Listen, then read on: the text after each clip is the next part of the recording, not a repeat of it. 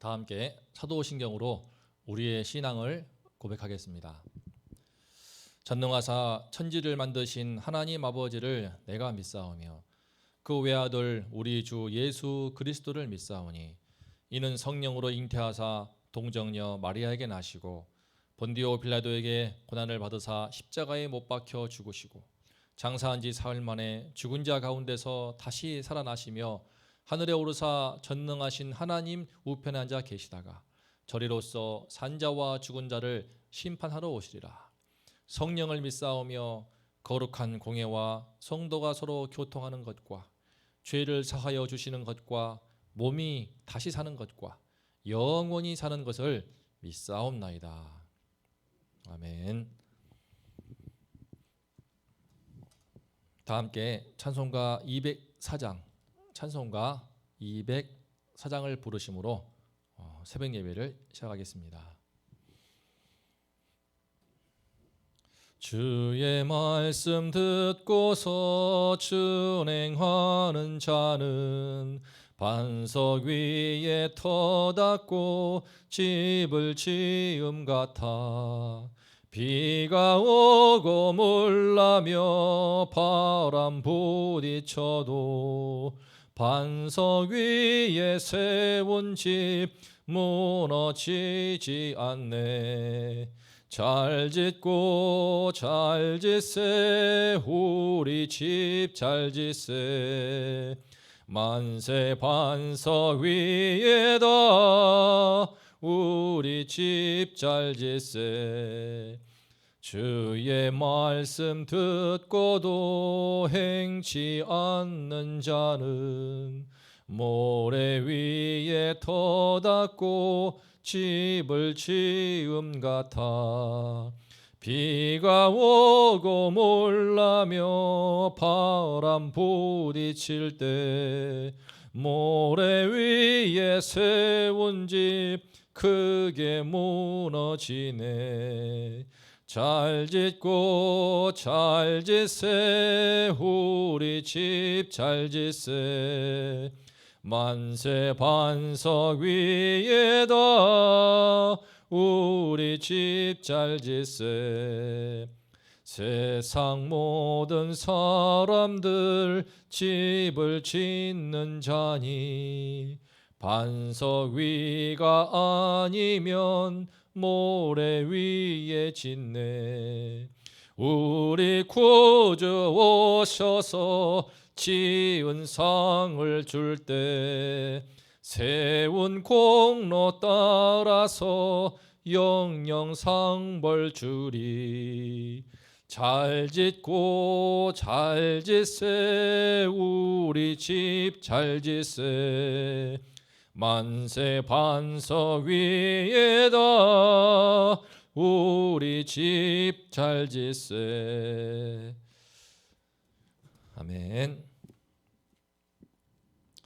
오늘 우리가 함께 새벽에 나눌 말씀은 요엘서 1장 1절부터 4절까지입니다.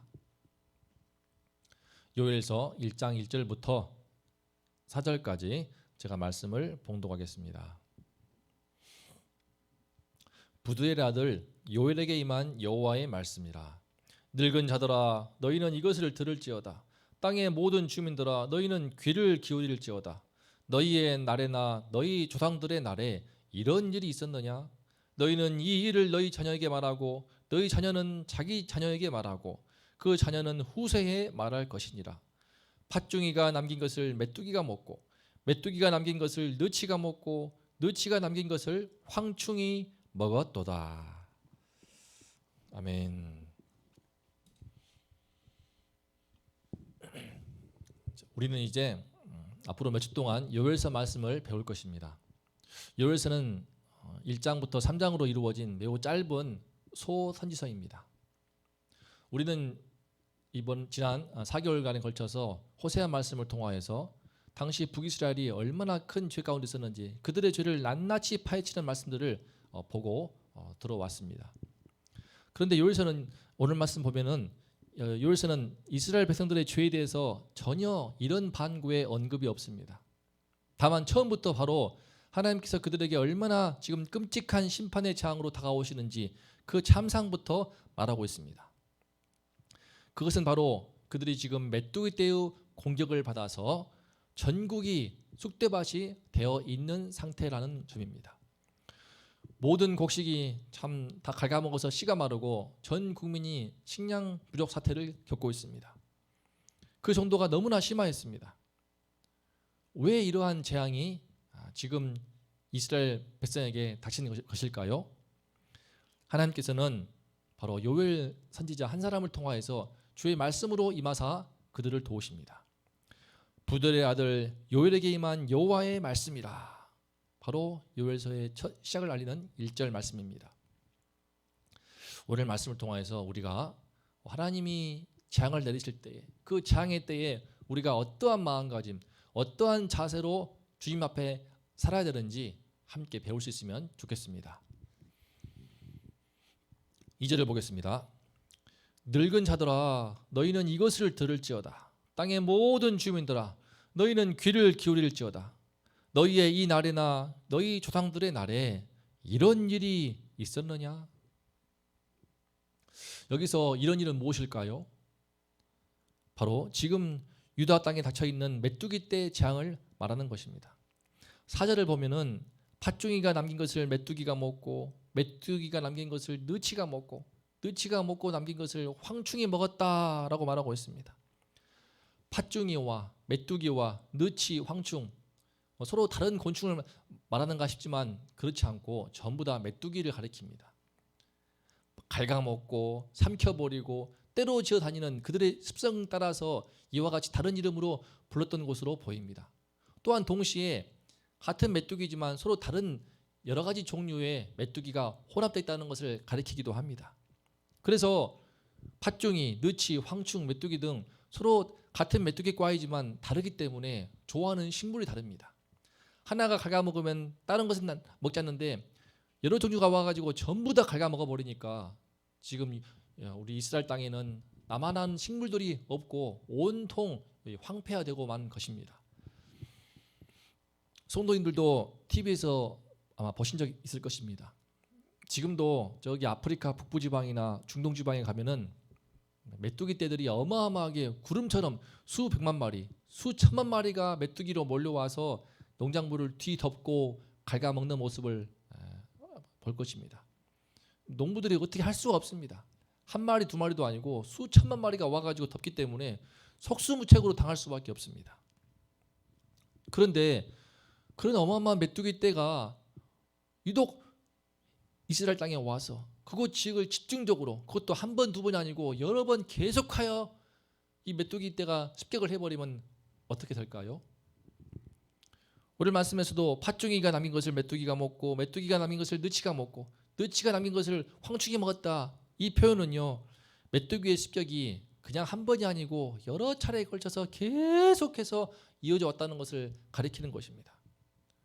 엄청난 그 때가 몰려와서 가공할 파괴력을 지닌 그 메뚜기 떼가 습격을 하고 또 습격을 해버리면 그 나라의 그 해의 경제는 그야말로 파탄났다고 봐야 할 것입니다.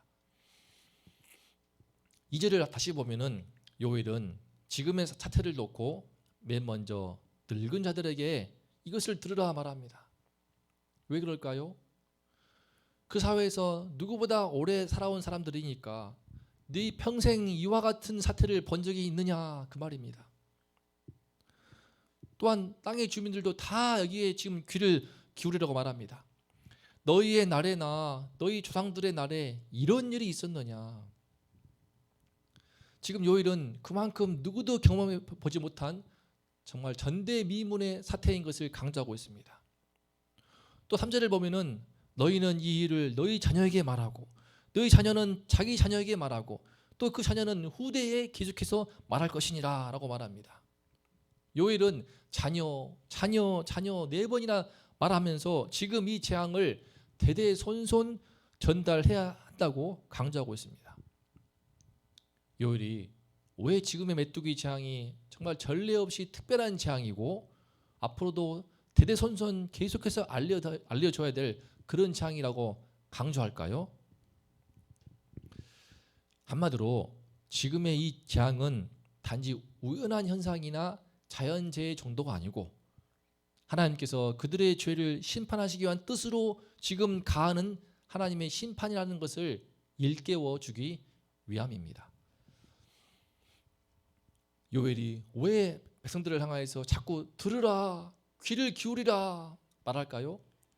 사람들이 지금 현재 닥쳐있는 그 메뚜기 재앙에 담겨있는 그 하나님의 심판의 의미를 전혀 생각하지 않기 때문입니다.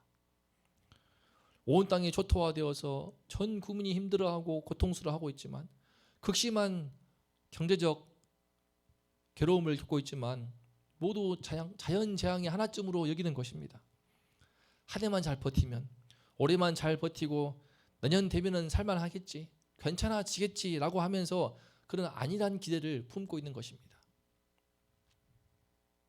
하지만 그렇지가 않습니다.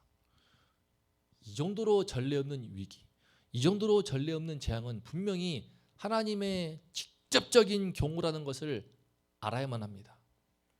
시간만 흐른다고 위기가 지나갈 것이라고, 아무 일 없던 것처럼 될 것이라고 안일한 마음을 가지면 안 됩니다. 정말 이때에 하나님의 크신 심판의 경고인 줄 알고 정신을 차리고 죄를 회개하고 자신을 돌아보며 영적인 잠에서 깨어나서 여호와께로 돌아가야만 하는 것입니다.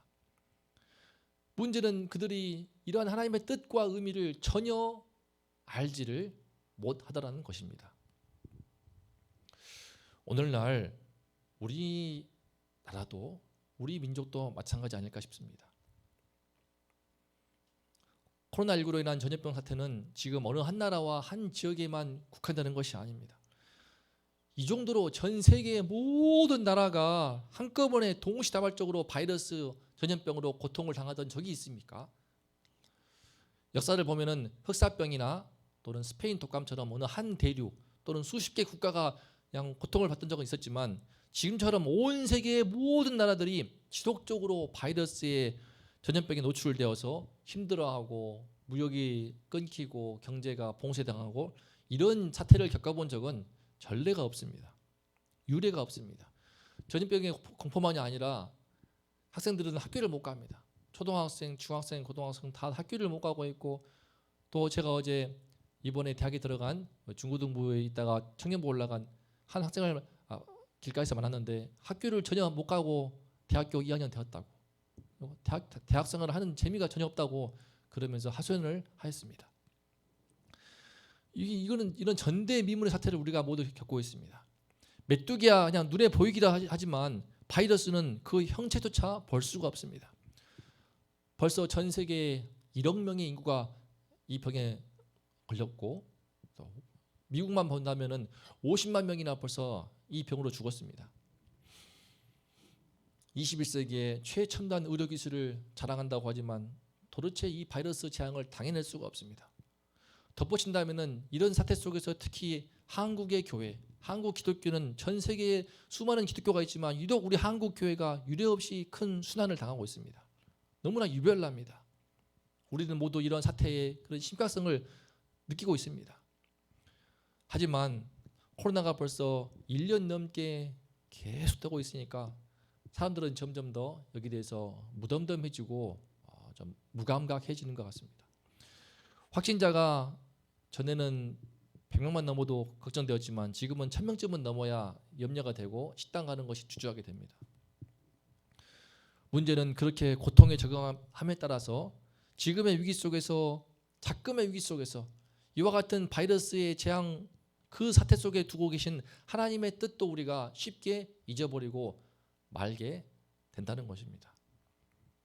시간이 흐르면 괜찮아지겠지, 백신이 나오니까 이제 곧 끝나겠지, 다 이제 일상으로 돌아가서 아무 일 없던 것처럼 될 거야 라는 기대를 우리가 갖게 되지만, 그러면서 이런 안일한 마음 때문에 다시 세상 속으로, 죄와 죽음이 지배하고 있는 이 세상 속으로, 그 속에 들어가서 다시 하루하루 먹고 살기 위해 그냥 바쁘게 살기 쉽다는 것입니다.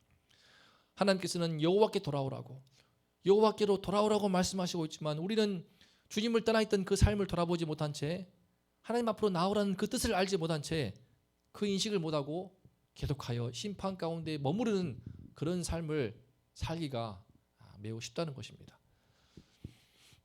하나님께서는 이런 당신의 백성들을 영적인 잠에서 깨우시기 위해 오늘 말씀을 볼 때 어떻게 도우십니까? 바로 부들의 아들 요엘을 통하여서 여호와의 말씀이 임합니다. 다시 말해 우리가 이 시대의 영적인 잠에서 깨어나서 정말 하나님의 뜻을 깨닫고 그 주님 앞에 살기 위해서는 다른 무엇보다도 하나님의 말씀을 들어야 합니다. 하나님의 말씀을 들어야만이 그 말씀에 귀를 기울여야 이 시대를 바르게 분별할 수 있는 눈이 뜨게 됩니다. 세상 속에 있는 죄가 보기 시작하고 우리가 얼마나 우상을 쫓아왔는지, 얼마나 돈의 우상과 얼마나 거짓 가운데 있었는지가 보이게 되고, 이 땅이 죽음에 갇혀 있는 마귀의 어떤 악한 영이 세력 가운데 죽음에 갇혀 있는지 그 실체를 보게 됩니다.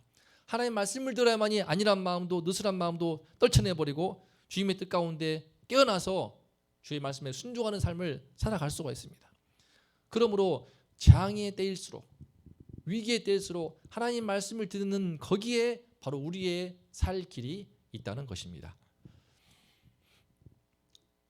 사랑하는 성도님들, 아마 이 시대에 오늘 말씀에 요엘이 또 태어나서 지금 사역을 한다면은 그런 똑같이 말할 것입니다. 땅의 모든 주민들아, 너희는 귀를 기울일지어다. 너희의 날에나 너희 조상들의 날에 이런 일이 있었느냐. 우리가 재앙의 시대를 살고 있다는 것을 잊지 않기를 기도합니다. 재앙의 시대를 살고 있는 이때에 우리가 하나님 말씀을 듣기에 힘쓰므로써 이 말씀을 통하여서 때마다 안일해지고 느슨해지는 우리 마음을 다잡고 영적인 잠에서 늘 깨어날 수 있기를 기도합니다. 다시 한번 주님 앞에 서서 거룩하신 주님의 뜻을 분별하고 그 뜻에 순종하면서 주님 기뻐하시는 삶의 열매를 맺는 우리 모두가 될 수 있기를 간절히 기도합니다. 다 함께 오늘 요엘서 말씀 앞에 서서 이제 기도하면 좋겠습니다. 지금 우리가 재앙에 따르는 것을 요엘은 일깨워주고 있습니다. 요엘은 굳이 이런저런 죄를 이제 더 이상 말하지 않습니다. 지금 이 엄청난 재앙을 봐라. 이 재앙 앞에서도 정신을 차리지 못하느냐라고 하면서 당시의 유대인 이스라엘 백성들을 깨웁니다. 지금의 우리가 처하고 있는 전례 없는 우리 바이러스 전염병 사태의 이 재앙의 때도 우리 주님께서 우리에게 말씀하시는 바가 분명히 있을 터인데 우리가 늘 깨어서 느슨한 마음, 안일한 마음 다잡고 떨쳐내버리고 하나님을 힘써 예배하고 경외하며 주님의 뜻이 무엇인지, 나의 인생에, 내 가정에, 나의 삶 속에 두신 주의 뜻이 무엇인지를 분별해가면서 그 뜻을 힘써 이루고 순종하는 그런 우리 모두가 될 수 있도록 우리 성도님들의 신앙을 위해서, 우리 가정을 위해서, 또 다음 세대를 위해서, 그리고 또 우리 온동교를 섬기시는 담임 목사님을 위해서, 이 나라와 민족을 위해서 기도하시기 바랍니다. 기도하겠습니다. 하나님 아버지, 지금이 재앙의 때인 것을 쉽게 잊어버립니다. 지금 코로나 속에서 1년 넘게 있다 보니 우리가 지금 얼마나 큰 유리 없는 재앙 속에 있는지, 아무도 상상하지 못한 마스크를 쓰고 평생 살아갈 수밖에 없을 것 같은 지금의 위기를 겪고 있는지 우리가 잊어버리고 하루하루 살 때가 많습니다. 하나님 아버지, 주의 말씀을 들어야만이 이런 영적인 잠에서 깨어나서, 영적인 졸음에서 깨어나서 안일한 마음을 떨쳐내고 느슨한 마음을 떨쳐내고 하나님 백성으로서 깨어있는 삶을 살 수 있는 것을 깨닫습니다. 하나님 아버지, 이 깨어있는 마음을 더하여 주시옵소서. 주의 말씀을 듣게 도와주시고 주의 말씀을 통하여 말씀을 들을 때에 우리 심령을 깨워주시고 주님이 기뻐하시는 회개에 합당한 열매를 맺게 도와주시고 우리가 여호와께로 돌아감으로써 하나님이 기뻐하시는 백성으로서의 삶의 열매를 맺을 수 있도록 하나님 아버지 도와주시옵소서. 주님께서 우리 원동교와 함께 해주시고 담임 목사님과 함께 해주시고 주의 종께서 말씀을 선포할 때 주의 말씀을 통하여서 우리 심령을 깨워주시고 아버지여, 위기의 때에 재앙의 때인 것을 알게 도와주시어서 하나님 앞에 늘 우리 마음을 경성하고 되돌아보고 새롭게 할 수 있도록 도와주시기를 간절히 기도합니다. 하나님 아버지, 주님께서 우리 성도님들 한 분 한 분을 돌아보시고 그 가정을 지켜주시고 바이러스로부터 지켜주시옵소서. 보호하여 주시옵소서. 무엇보다 우리의 영혼을, 우리의 심령을, 우리의 신앙을 지킬 수 있도록 도와주시옵소서. 주의 말씀을 들려주시고 주의 말씀을 이로부터 임하게 도와주시어서 아버지 하나님, 우리 영성에 깨나게 도와주시고 위기의식을 갖게 도와주시고 때마다 안일한 마음들을 떨쳐내어서 하나님이 기뻐하시는 말씀에 순종하는 열매, 믿음의 열매, 은혜의 열매, 삶의 열매를 맺을 수 있도록 아버지 하나님 도와주시옵소서. 이 나라와 민족이 주님의 경고하심을 듣고 주께로 돌아오는 그 은혜의 역사가 있도록 하나님 아버지시여 도와주시옵소서. 재앙의 때에 가장 살 길은 주의 말씀을 듣는 것임을 우리 모두에게 늘 잊게 해주시고 늘 주의 말씀으로 새롭게 하여 주시옵소서.